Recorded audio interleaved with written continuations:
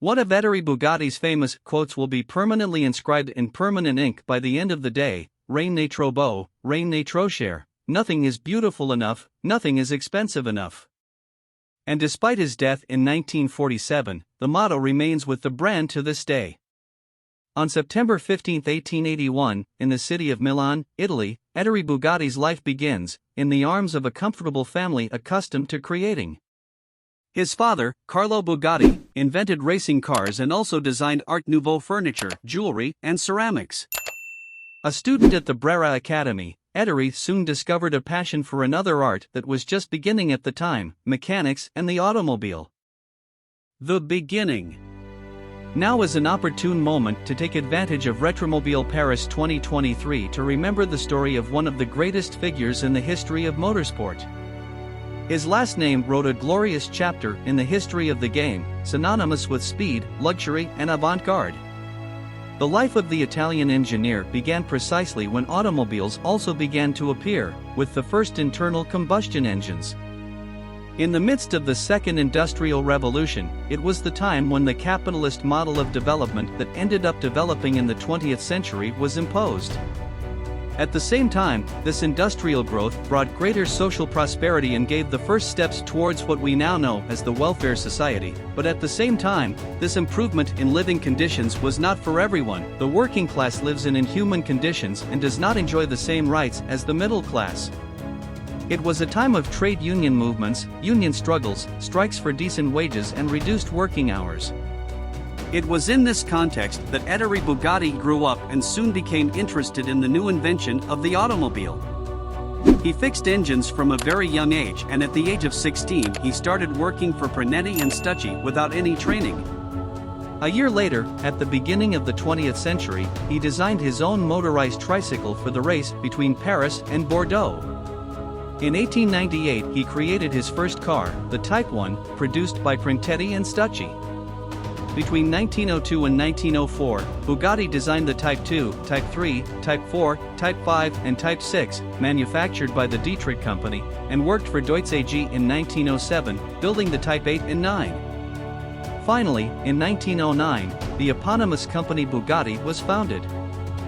Birth of Bugatti. Although Ettore Bugatti is Italian, the company was born in the French town of Molsheim, Alsace, when he moved there.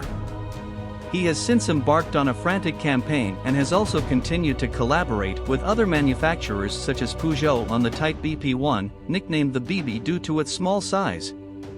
World War I broke out in 1914, and like many other companies, and so would World War II, Bugatti stopped making cars in favor of aircraft engines. It was only after the war that the Bugatti name began to gain fame through sporting competitions. Racing dominance of the 1920s.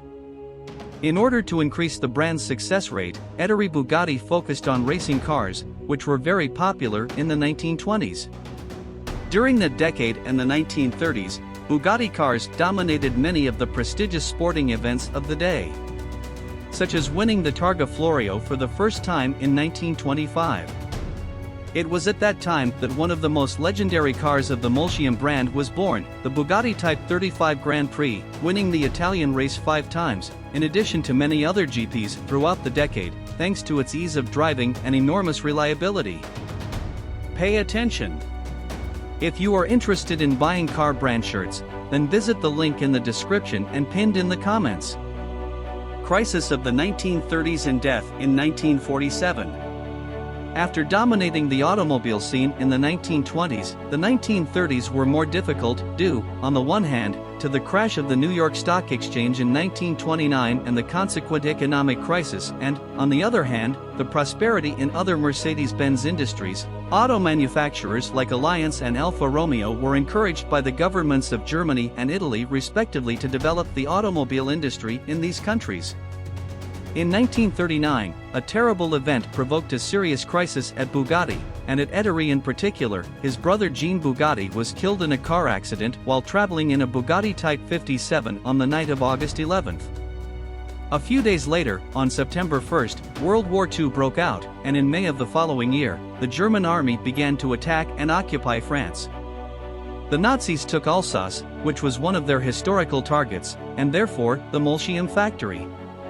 After the bombings ended in 1945, Ettore Bugatti tried to resume his activities, but not without being accused of colluding with the Nazis, as he sold part of the company to the Germans during the occupation. He was tried and acquitted. Finally, the Italian, who ended his life on August 21, 1947 in the French city of Molsheim, left an important legacy in the history of motorsport and jewelry, such as the Bugatti Type 57 SC Atlantic.